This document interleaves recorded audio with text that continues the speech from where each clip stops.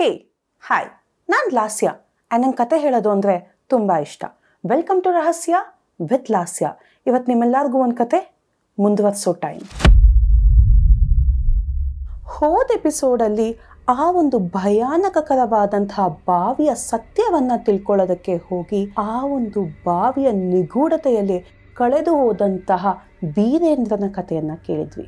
ಇವತ್ತು ಆ ಬಾವಿಯ ನಿಜವಾದ ಕಥೆಯಾದರೂ ಏನು, ಆ ಒಂದು ಬಾವಿನ ಕಾಡ್ತಾ ಇರುವಂಥ ಆ ಶಕ್ತಿಯಾದರೂ ಯಾವುದು, ಅದನ್ನು ತಿಳ್ಕೊಳ್ಳೋದಕ್ಕೆ ಹೋಗೋಣ. ಎಸ್, ಇದೇ ಇವತ್ತಿನ ಎಪಿಸೋಡ್, ಆ ಒಂದು ಬಾವಿಯ ಫ್ಲ್ಯಾಶ್ ಬ್ಯಾಕ್.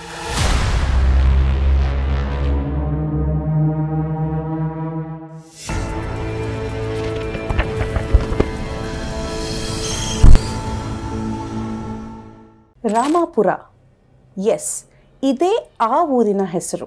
ಸುಮಾರು ಒಂದು 150-200 ವರ್ಷದ ಹಿಂದೆನೇ ಇರ್ಬೋದು. ಈ ಒಂದು ರಾಮಾಪುರ ತನ್ನದೇ ಆದಂತಹ ಒಂದು ದೇವಸ್ಥಾನಕ್ಕೆ ಬಹಳ ಪ್ರಸಿದ್ಧಿಯಾಗಿರುತ್ತೆ. ಆ ದೇವಸ್ಥಾನದ ದೇವಿಯನ್ನ ನೋಡ್ಲಿಕ್ಕೆ ಹಲವಾರು ಹಳ್ಳಿಗಳಿಂದ ಜನ ಮುಗ್ಗಿ ಬರ್ತಾ ಇರ್ತಾರೆ. ಆ ಒಂದು ದೇವಸ್ಥಾನದ ಹಿಂಬಾಗಿಲಿನಲ್ಲಿ ಇದ್ದಂತಹ ಬಾವಿನೇ ರಾಮಾಪುರದ ಬಾವಿ. ಪ್ರತಿ ಮನೆಯಲ್ಲಿ ಯಾವುದಾದ್ರೂ ಶುಭ ಗಳಿಗೆಗೆ ಅಥವಾ ಶುಭ ಸಮಾರಂಭಕ್ಕೆ ಇದೇ ಬಾವಿಯ ನೀರನ್ನು ಸೇದ್ಕೊಂಡು ಹೋಗ್ತಾ ಇರ್ತಾರೆ. ಅಷ್ಟು ಶುದ್ಧವಾದಂತಹ ಮತ್ತು ದೈವಿ ಅನುಗ್ರಹವಾದಂತಹ ಬಾವಿಯ ನೀರಾಗಿರುತ್ತೆ ಈ ಒಂದು ನೀರು.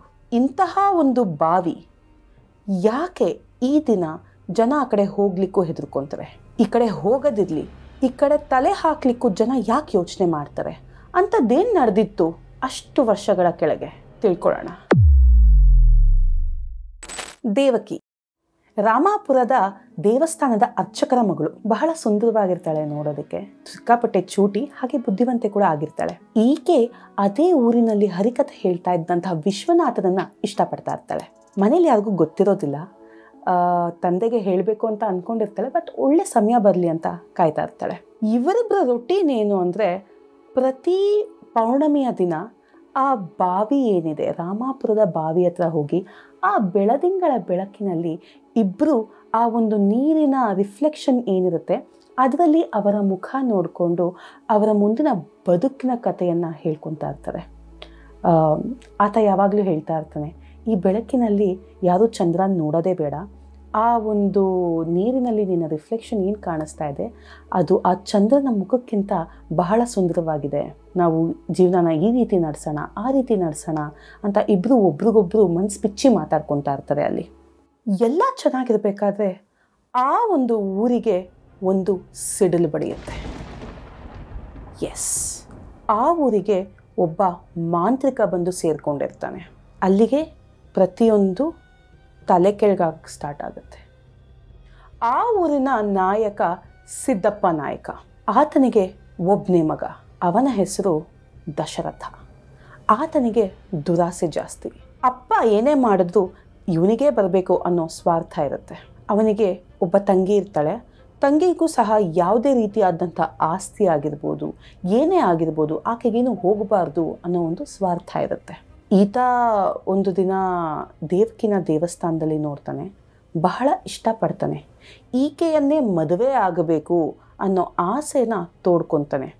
ಆದರೆ ದೇವಕಿ ಆಲ್ರೆಡಿ ವಿಶ್ವನಾಥನನ್ನು ಇಷ್ಟಪಟ್ಟಿರ್ತಾಳೆ. ಆದ್ದರಿಂದ ತಂದೆಗೆ ಆಗೋದೇ ಇಲ್ಲ ಅಂತ ಹೇಳಿಬಿಡ್ತಾಳೆ. ದಶರಥನಿಗೆ ಈ ಒಂದು ವಿಷಯ ತಡ್ಕೊಳ್ಳೋಕ್ಕೆ ಆಗೋದಿಲ್ಲ. ಸರಿ, ಸ್ವಲ್ಪ ದಿನ ಯೋಚನೆ ಮಾಡ್ತಾನೆ. ಅವಳು ಹಿಂದಿಂದೆ ಅಲಿತಾನೆ. ಅವಳು ಸ್ಪಷ್ಟವಾಗಿ ನಾನು ಆಗೋದೇ ಇಲ್ಲ, ನಾನು ಬೇರೆ ಯಾರನ್ನೂ ಇಷ್ಟಪಟ್ಟಿದ್ದೀನಿ ಅಂದಿದ ತಕ್ಷಣ ಅವನಿಗೆ ಅವಳ ಮೇಲೆ ಸಿಟ್ಟು ಜಾಸ್ತಿ ಆಗುತ್ತೆ. ಇದೇ ಸಿಟ್ಟಲ್ಲಿ ಆತ ಆ ಮಾಂತ್ರಿಕನ ಹತ್ರ ಹೋಗ್ತಾನೆ. ಹೋಗಿ ಆತ ಹೇಳ್ಕೊಳ್ಳೋದು, ಆ ಹುಡುಗಿ ನನಗೆ ಬೇಕು, ಅವಳನ್ನ ನಾನು ಮದುವೆ ಆಗಬೇಕು, ಆದರೆ ಅವಳು ಬೇರೆ ಯಾರನ್ನೂ ಇಷ್ಟಪಟ್ಟಿದ್ದಾಳೆ, ಇದು ನನಗೆ ಸಹಿಸ್ಲಿಕ್ಕೆ ಆಗ್ತಾ ಇಲ್ಲ, ಅವಳನ್ನ ನಾನು ಮದುವೆ ಆಗಬೇಕು, ಇದಕ್ಕೆ ನಾನು ಏನು ಮಾಡಬೇಕು? ಅದ್ರ ಜೊತೆಗೆ ಈ ಒಂದು ನಮ್ಮ ತಂದೆಯ ಆಡಳಿತ ಏನು ನಡೀತಾ ಇದೆ ಈ ಊರಿನಲ್ಲಿ ಅದು ನನಗೆ ಸಿಗಬೇಕು, ಈ ಊರಿನಲ್ಲಿರೋ ಆಸ್ತಿ ಪ್ರತಿಯೊಂದು ಐಶ್ವರ್ಯಗಳೇನಿದೆ ಅದು ನನ್ನ ಸ್ವತ್ತಾಗಬೇಕು, ಬರೀ ಈ ಊರಷ್ಟೇ ಅಲ್ಲ, ಸುತ್ತಮುತ್ತಲಿನ ಊರಿನ ಆಡಳಿತ ಪೂರ್ತಿ ನನಗೇ ಸಿಗಬೇಕು, ಯಾವುದೇ ಯುದ್ಧ ಬಂದ್ರೂ ನಾನು ಅದರಲ್ಲಿ ಗೆಲ್ಲಬೇಕು ಅನ್ನೋ ಒಂದು ಆಸೆನ ತೋಡ್ಕೊತಾನೆ ಆ ಮಾಂತ್ರಿಕನ ಹತ್ರ ದಶರಥ. ಆಗ ಆ ಮಾಂತ್ರಿಕ ಇಟ್ಕೊಂಡು, ಇಷ್ಟೆಲ್ಲ ಸಾಧಿಸಬೇಕು ಅಂದರೆ ನೀನು ಒಂದು ನರಬಲಿ ಕೊಡಬೇಕು, ಆಗ ನೀನಿಷ್ಟೊತ್ತು ಏನೇನು ಕೇಳಿದ್ಯಾ ಅವೆಲ್ಲ ನಿನಗೆ ಸಿಗುತ್ತೆ ಅಂತ ಹೇಳ್ತಾನೆ. ಆಗ ದಶರಥ ಯೋಚನೆ ಮಾಡುವಂಥ ವಿಷಯ ಬಹಳ ಭಯಾನಕಕರವಾಗಿರುತ್ತೆ. ಸುಮಾರು ದಿನ ಕಳೆಯುತ್ತೆ. ವಿಶ್ವನಾಥ ನಿಧಾನವಾಗಿ ದೇವಕಿಯನ್ನು ನೋಡೋದೇ ಬಿಟ್ಬಿಡ್ತಾನೆ. ಆಕೆ ಎಲ್ಲಿ ಕಾಣಿಸಿದ್ರು ಆಕೆ ಗೊತ್ತೇ ಇಲ್ವೇನೋ, ಈತನಿಗೆ ಪರಿಚಯನೇ ಇಲ್ವೇನೋ ಅನ್ನೋ ಥರ ನಡ್ಕೊಳ್ಳಿಕ್ಕೆ ಸ್ಟಾರ್ಟ್ ಮಾಡಿರ್ತಾನೆ. ಆತ ಮನೇಲಿ ಒಬ್ಬನೇ ಇರ್ತಾನೆ. ಅವನಿಗೆ ನೈಟ್ ಹೊತ್ತು ವಿಚಿತ್ರವಾದಂಥ ಸದ್ದುಗಳು ಕೇಳಿ ಬರ್ತಾ ಇರುತ್ತೆ. ಅವನಿಗೆ ಹುಚ್ಚಿಡ್ದಾಗ ಆಗ್ತಾ ಇರುತ್ತೆ. ನೈಟೆಲ್ಲ ಮಲಗ್ತಾ ಇರಲ್ಲ, ಎದ್ದಿರ್ತಾನೆ. ಹೋಗಿ ಆ ಬಾವಿ ಹತ್ರ ಒಬ್ಬನೇ ಕೂತ್ಕೊಂಡು ಜೋರಾಗಿ ಅಳ್ತಾ ಇರ್ತಾನೆ. ಬರ್ತಾ ಬರ್ತಾ ಊರಿನ ಜನ ಎಲ್ಲ ಸೇರಿಕೊಂಡು ವಿಶ್ವನಾಥನಿಗೆ ಹುಚ್ಚನ ಪಟ್ಟವನ್ನೇ ಕಟ್ಟಿಬಿಡ್ತಾರೆ. ಆತ ಒಂದು ದಿನ ಆ ಬಾವಿಯೊಳಗಡೆ ಬಿದ್ದು ಆತ್ಮಹತ್ಯೆನೇ ಮಾಡ್ಕೊಂಡ್ಬಿಡ್ತಾನೆ. ಇದು ದೇವಕಿಗೆ ದೊಡ್ಡ ಆಘಾತನೇ ತಂದುಕೊಟ್ಟಿರುತ್ತೆ. ತಾನು ಪ್ರೀತಿಸ್ತಿದ್ದ ಹುಡುಗ ಈಗ ಆಲ್ರೆಡಿ ಇಲ್ಲ, ಸತ್ತೋಗಿದ್ದಾನೆ ಅನ್ನೋ ವಿಷಯನ ಆಕೆಗೆ ಸಹಿಸ್ಕೊಳ್ಳಿಕ್ಕೆ ಆಗೋದಿಲ್ಲ. ಪಾಪ ಸಿಕ್ಕಾಪಟ್ಟೆ ಬೇಜಾರು ಮಾಡ್ಕೊಂಡಿರ್ತಾಳೆ. ಬಟ್ ತಂದೆ ಬಿಡಬೇಕಲ್ಲ, ಹೇಗಾದರೂ ಅವಳನ್ನ ಈ ಚಿಂತೆಯಿಂದ ದೂರ ಮಾಡಬೇಕು ಅಂತ ದಶರಥನಿಗೆ ಕೊಟ್ಟು ಈಕೆಯನ್ನು ಮದುವೆ ಮಾಡೇ ಬಿಡ್ತಾನೆ. ದೇವಕಿ ದಶರಥನ ಮನೆಗೆ ಹೋಗ್ತಾಳೆ. ಸ್ವಲ್ಪ ದಿನ ಚೆನ್ನಾಗೇ ಇರ್ತಾಳೆ. ದುಃಖದಲ್ಲಿದ್ರೂ ಅದರಿಂದ ಆಚೆ ಬರ್ತಾಳೆ. ದಶರಥನ ತುಂಬ ಒಳ್ಳೆಯ ಥರ ನಡ್ಕೊತಾ ಇರ್ತಾನೆ ದೇವಕಿ ಹತ್ರ. ಹೀಗಿರಬೇಕಾದ್ರೆ ಒಂದು ದಿನ ದೇವಕಿ ದಶರಥ ಮಧ್ಯರಾತ್ರಿ ಆ ಒಂದು ಕೋಣೆಯಿಂದ ಆಚೆ ಹೋಗೋದನ್ನು ನೋಡ್ತಾಳೆ. ಆಕೆ ಆತನನ್ನೇ ಹಿಂಬಾಲಿಸ್ಕೊಂಡು ಹೋಗ್ತಾಳೆ.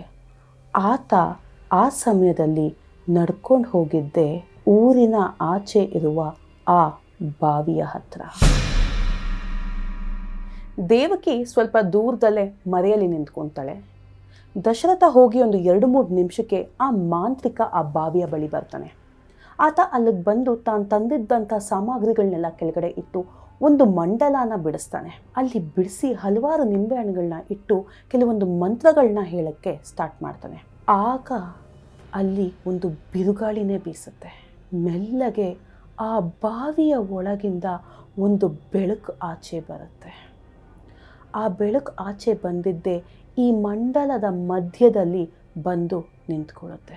ಆ ಬೆಳಕು ಆ ನಂತರ ಒಂದು ಮನುಷ್ಯನ ರೂಪ ತಗೊಳ್ಳುತ್ತೆ. ಅದು ಬೇರೆ ಯಾರೂ ಅಲ್ಲ, ಅದು ವಿಶ್ವನಾಥನ ಆತ್ಮ ಆಗಿರುತ್ತೆ.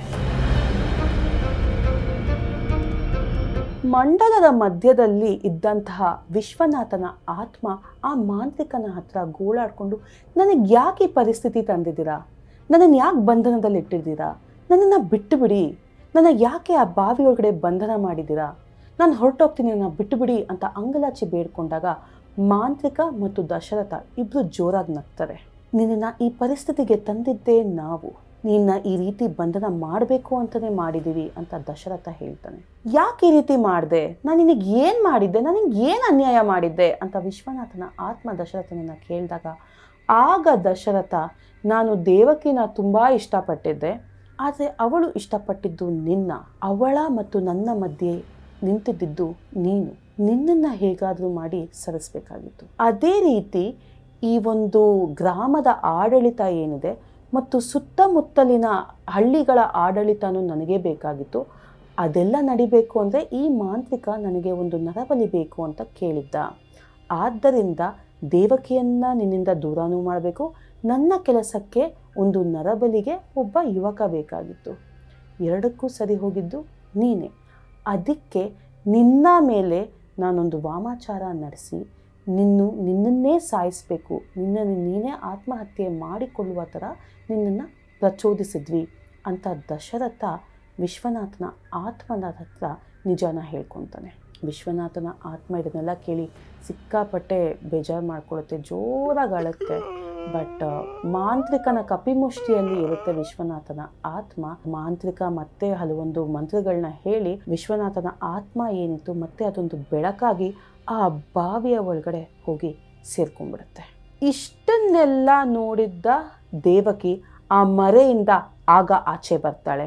ಜೋರಾಗಿ ಬಂದು ದಶರಥನ ಕುತ್ತಿಗೆಯ ಪಟ್ಟಿನ ಹಿಡ್ಕೊಂಡು ಯಾಕೆ ಈ ರೀತಿ ಮಾಡಿದೆ, ನಾನು ನಿನ್ಗೇನು ಅನ್ಯಾಯ ಮಾಡಿದ್ದೆ, ನೀನು ಇಷ್ಟೆಲ್ಲ ಮಾಡಿದ್ದು ಸರಿನಾ, ನನಗೆ ಯಾಕೆ ಅನ್ಯಾಯ ಮಾಡಿದೆ, ನನ್ನ ವಿಶ್ವನಾಥನ ಯಾಕೆ ಈ ರೀತಿ ಸಾಯಿಸಿದೆ ಅಂತ ಜೋರಾಗಿ ಆತನ ಹೊಡೆದು ಗೂಳಾಡ್ತಾಳೆ. ದಶರಥ, ನಾನಿನ್ನು ಇಷ್ಟಪಟ್ಟಿದ್ದೆ, ನನ್ನ ಹತ್ರ ಬೇರೆ ದಾರಿನೇ ಇರಲಿಲ್ಲ, ನನಗೆ ನಿನ್ನಿಂದ ಅವನ್ನ ದೂರ ಮಾಡಬೇಕಾಗಿತ್ತು, ಹಾಗೆ ಮಾಂತನಿಗೆ ಒಂದು ನರಬಲಿನ ಕೊಡಬೇಕಾಗಿತ್ತು, ಈತ ಸರಿಯಾಗಿ ಸಿಗ್ದ, ನಾನು ಅವನ್ನ ಉಪಯೋಗಿಸ್ಕೊಂಡೆ ಅಂತ ತುಂಬ ನಿಷ್ಠುರವಾಗಿ ದೇವಕಿ ಹತ್ರ ಹೇಳ್ಬಿಡ್ತಾನೆ.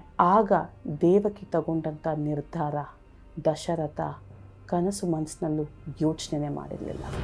ದೇವಕಿ ದಶರಥನನ್ನ ಜೋರಾಗಿ ದೂರಕ್ಕೆ ತಳ್ತಾಳೆ. ತಳ್ಳಿ ಆ ಬಾವಿಯ ಕಟ್ಟೆ ಮೇಲೆ ನಿಂತ್ಕೊಂಡು ಹಿಂದೆ ತಿರುಗಿ, ನೀವು ನನ್ನ ವಿಶ್ವನಾಥನನ್ನ ಇದೇ ಬಾವಿಯ ತುದಿಯಲ್ಲಿ ಬಂಧನ ಮಾಡಿಟ್ಟಿದ್ದೀರಾ ಅಲ್ವಾ, ಇವಾಗ ನಾನು ಅದೇ ಜಾಗಕ್ಕೆ ಹೋಗ್ತೀನಿ. ಆದರೆ ಈ ಬಾವಿ ನಮ್ಮಿಬ್ಬರ ಭವಿಷ್ಯವನ್ನು ನೋಡಿರೋ ಕೇಳಿರೋ ಒಂದು ಜಾಗ ಆಗಿತ್ತು. ನಾವಿಲ್ಲಿ ಎಷ್ಟೊಂದು ಕನ್ಸ್ಕೊಂಡಿದ್ವಿ. ಇಂಥ ಜಾಗದಲ್ಲೇ ನನ್ನ ಒಂದು ಪ್ರಿಯತಮನ ಕೊನೆಯನ್ನು ಕಾಣಿಸಿದ್ರಿ ನೀವು.